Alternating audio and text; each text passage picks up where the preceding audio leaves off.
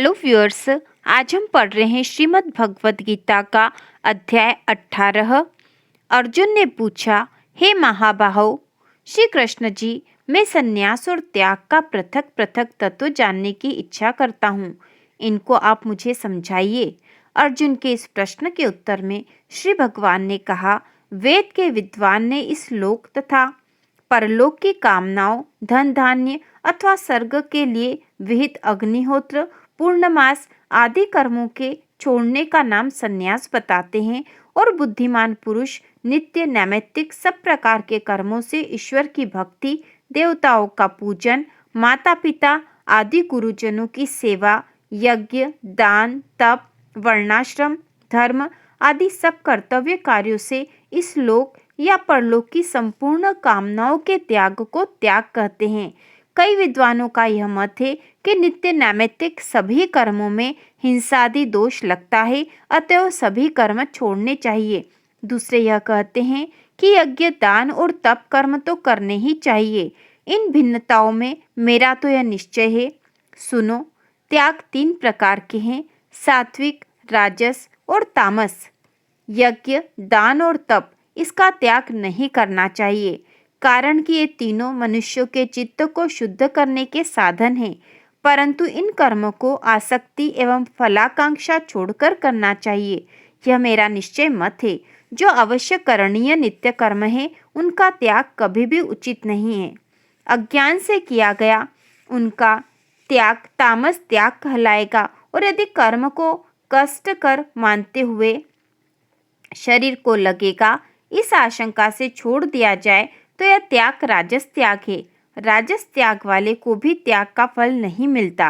कर्म करना कर्तव्य है ऐसा मानकर यदि नियत कर्म किया जाए परंतु उसमें न आसक्ति हो, उसके फल की आकांक्षा हो, तो यह फल से त्याग करने वाला आत्मनिष्ठ, मेधावी, संशय रहित पुरुष शरीर को कष्ट देने वाले कठिन कर्तव्य कर्म से घबराता नहीं और सुकर कर्तव्य कर्म में आसक्त नहीं होता।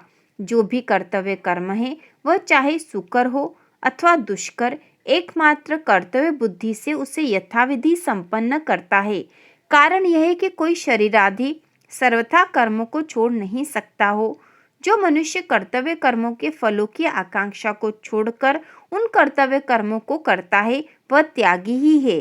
कर्मों के फल 3 प्रकार के होते हैं, प्रिय, अप्रिय और मिश्रिता। जो लोग फल त्यागी नहीं हैं, उन्हें इस जन्म अथवा दूसरे जन्म में अपने कर्मों का अच्छा, बुरा या मिश्रित फल भोगना ही होता है, परंतु त्यागियों को यह फल भोगने नहीं पड़ते।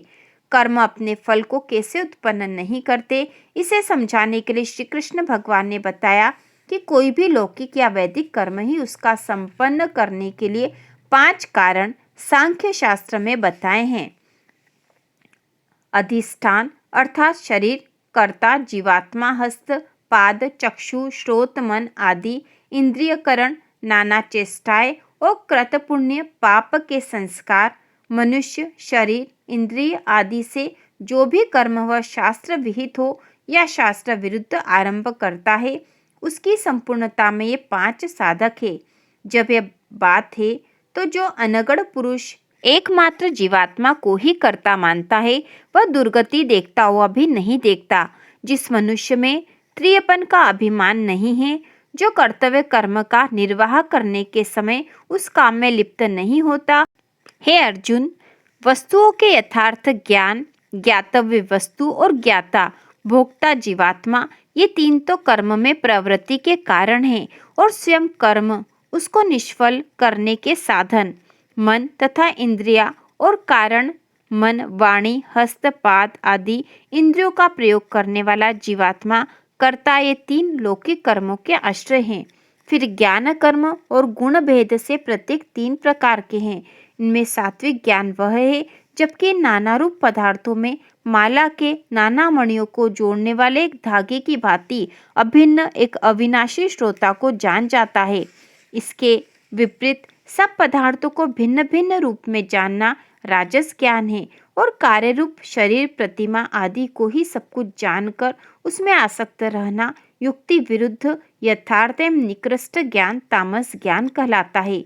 इसी प्रकार हे अर्जुन, जो कर्म प्रकृति और शास्त्र से नियत है, जिसका नित्य अनुष्ठान आवश्यक है, आसक्ति से रहित है, राग द्वेष को छोड़कर किया गया है, फल की भी आकांक्षा जिसकी प्रकृति का हेतु नहीं है, वह कर्म सात्विक है और फलेच्छा एवं इष्ट कष्ट एवं अभिमान से किया गया प्रयत्न साध्य कर्म राजस कर्म, और जो कर्म उसके परिणाम हानि अथवा पीड़ा और अपनी सामर्थ्य का विचार किए बिना विवेक के बिना ही आरंभ कर दिया जाता है, वह कर्म तामस है। फिर कर्ता वह सात्विक है जो आसक्ति को छोड़कर कर्म करता है। कर्म फल को भोगता मैं हूँ ऐसे अहंकारी वचन नहीं बोलता, धीर और उत्साही है तथा कर्म की सफलता और असफलता दोनों में जिसका चित्त विकृत नहीं होता। जिस कर्ता को अपने कर्म में आसक्ति है, उसके फल की इच्छा से कर्म में प्रवृत्त हुआ है, लोभ है, उसके लिए हिंसा अहिंसा शुद्ध अशुद्ध की परवाह नहीं करता, और कर्म सिद्धि से जिस हर्ष और असफलता में जिसे शोक होता है, वह कर्ता राजस है। जो कर्ता अव्यवस्थित शिक्षा रहित घमंडी धूर्त दूसरों का अपमान करने वाला आलसी कर्मों को देरी तक छोड़कर रखने वाला है, वह कर्ता तामस कहलाता है। हे अर्जुन, अब मैं बुद्धि और धृति के 3 प्रकार जो सात्विक आदि गुणों से युक्त है, उन्हें विस्तार से बताता हूँ। सुन। जब बुद्धि शास्त्र से विहित और निषिद्ध होने में भयजनक और कर्तव्य होने से भय रहित बंधन हेतु और मोक्ष साधन रूप कर्म को पहचानती है, तब वह सात्विक होती है। और जिस बुद्धि से धर्म अधर्म कर्तव्य अकर्तव्य के ज्ञान का संदेह बना रहता है, वह बुद्धि राजस है। और जिस बुद्धि से अधर्म को धर्म इत्यादि सब पदार्थों का विपरीत ज्ञान होता है, वह बुद्धि तामसी बुद्धि है। जिस धारणा शक्ति से मनुष्य अपने मन प्राण और इंद्रियों को वश में रखता है, उन्हें निष्काम कर्मयोग में लगाता है, वह धारणा शक्ति सात्विक है। और जिस धारणा शक्ति द्वारा मनुष्य धर्म कर्म काम और अर्थ की इच्छा करता है, वह राजसी है। जिस धारणा शक्ति के कारण दुष्ट बुद्धि मनुष्य निद्रा भय चिंता दुख और उन्माद से घिरा रहता है, वह धारणा शक्ति तामसी है। इसी प्रकार दुख भी 3 प्रकार का है। जिस सुख में साधक अभ्यास में मग्न रहता है और दुखों का नाश हो जाता है, प्रारंभ में भले ही विष की भांति अग्राह्य प्रतीत होता है, परंतु परिणाम अमृत सा लगता है। आत्मज्ञान की प्रसन्नता से उत्पन्न हुआ ऐसा सुख सात्विक सुख है। और जो सुख विषयों के साथ इंद्रियों का संयोग होने पर प्रारंभ में अमृत के समान मीठा परंतु परिणाम में विष की भांति कटु प्रतीत होता है, वह सुख राजस है। जो सुख प्रारंभ और अंत दोनों में ही भ्रांति में डाले रखता है, निद्रा आलस्य और प्रमाद से उत्पन्न हो, वह सुख तामस सुख है। हे अर्जुन, पृथ्वी आकाश और उनके भी परे देवलोकों में कोई ऐसी वस्तु नहीं जो इन 3 गुणों से मुक्त हो। सब कर्मों में आसक्ति से रहित होकर स्पर्धा छोड़कर अंतःकरण को अपने वश में रखकर कर्म करने वाला पुरुष कर्मफल त्याग द्वारा निष्काम सिद्धि को प्राप्त कर लेता है। मनुष्य ही सच्चिदानंद घन परमात्मा को प्राप्त करता है। सो कैसे? सुन। निष्काम सिद्धि को प्राप्त मनुष्य विशुद्ध बुद्धि वाला, धारणा शक्ति से अपने मन आदि को वश में किए हुए, शब्द आदि विषय और राग द्वेष सबको छोड़कर एकांत सेवी, मिताहारी, ध्यान योगी, दृढ़ वैरागी, अहंकार बल घमंड काम क्रोध और संग्रह को छोड़े हुए ममता रहित शांत अंतःकरण पुरुष ब्रह्म में एकी भाव के योग्य होता है। ब्रह्म में एकीभूत पुरुष को न तो शोक सताता है न इच्छाएं, वह सब में समता बुद्धि से युक्त होता है और मेरी सर्वोत्कृष्ट भक्ति का पात्र होता है।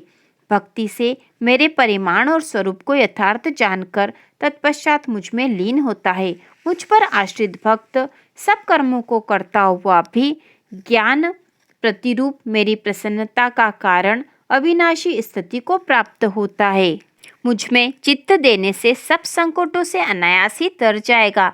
यदि अहंकार के कारण तो इधर ध्यान नहीं देगा तो निश्चय ही मार्ग से भ्रष्ट हो जाएगा। यदि अहंकार के कारण तू ऐसा मन में कहे कि मैं युद्ध नहीं करूंगा, तो यह निश्चय मिथ्या है, क्योंकि क्षत्रियपन का प्रभाव तुझको बलात् युद्ध में लगा देगा। हे अर्जुन, अपने स्वभावोत्पन्न कर्म से बंधा हुआ तू यदि अज्ञान से अपने स्वाभाविक कर्म इस युद्धादि को भी नहीं करना चाहता तो भी विवशता से तुझे वह करना होगा।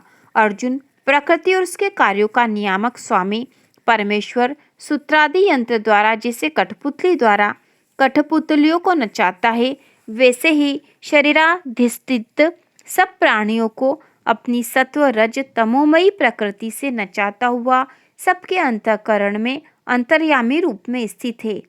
हे भरतवंशी, उसी ईश्वर की अनन्य शरण में पहुँचो, उसकी महान प्रसन्नता से सर्वोत्कृष्ट शांति प्राप्त होगी। गीता शास्त्र का उपसंहार करते हुए भगवान श्री कृष्ण ने अंत में कहा, हे अर्जुन, मैंने तुझे गोपनीय से भी अति गोपनीय वह रहस्य युक्त ज्ञान भली भांति समझाया है। अब तू जैसी तेरी इच्छा हो वैसा कर। इतना कहने के पश्चात अर्जुन का कोई उत्तर न मिलने पर भगवान ने फिर दोहराया कि संपूर्ण गोपनीय मेरे वचन को तू फिर सुन। तू मेरा अति प्रिय शिष्य है, इसलिए यह हितकारक वचन फिर भी दोहराऊंगा। हे अर्जुन, तू केवल मुझ सच्चिदानंद घन परमात्मा में ही मन लगा। परमात्मा ही तू भजन कर, पूजन नमस्कार सब परमेश्वर का ही किया कर। ऐसा करने से निश्चय ही तू मुझ में लीन होगा। अब तेरे लिए सत्य के प्रतिज्ञा करता हूँ, तू मेरा प्रिय सखा है। सब नित्य नैमित्तिक कर्मों का आश्रय छोड़कर केवल परमात्मा की ही अनन्य भक्ति कर, इससे सब पापों से मुक्त हो जाएगा। अब तू शोक मत कर। हे अर्जुन, यह तेरे हित के लिए मैंने कहा। इसे किसी तप रहित भक्ति रहित सुनने की इच्छा न करने वाले अथवा परमेश्वर की निंदा करने वाले को नहीं बताना चाहिए। जो पुरुष मुझ में अत्यंत भक्ति रखता हुआ मेरे भक्तों को इस परम रहस्य को बतलाएगा, वह निसंदेह मुझे प्राप्त होगा। मनुष्यों में उससे अधिक मेरा प्रेमी और मुझे उससे अधिक प्रिय कोई भी नहीं होगा। और जो हमारे इस धर्म संवाद का स्वाध्याय करेगा वह ज्ञान यज्ञ से मेरी पूजा करेगा। हे अर्जुन, बता तो सही, तूने ध्यान से सुना या नहीं? तेरा अज्ञान नष्ट हुआ या नहीं? अर्जुन बोले, हे अच्युत, आपकी कृपा से मेरा मोह नष्ट हो गया, मुझे स्मरण हो आया। अब मेरा संदेह दूर हो गया। अब मैं आपकी आज्ञा का पालन करूंगा। संजय ने कहा, हे राजन, मैंने श्री वासुदेव और महात्मा पार्थ के इस अद्भुत रहस्यमय रोमांचकारी संवाद को सुना। श्री व्यास जी की कृपा का यह फल है कि इस परम गोपनीय रहस्य को स्वयं योगेश्वर कृष्ण के मुख से मैंने सुना है। हे राजन, केशव और अर्जुन के इस पुण्य संवाद को याद करके मुझे पुनः पुनः अति हर्ष होता है और भगवान का वह अति अनुभूत रूप याद करके मुझे बारंबार आश्चर्य हर्ष होता है। विशेष क्या कहूँ, मेरा तो यह निश्चित मत है कि जहाँ योगेश्वर श्री कृष्ण और धनुषधारी पार्थ है, वहाँ राज, लक्ष्मी, विजय, ऐश्वर्य और अटल नीति है।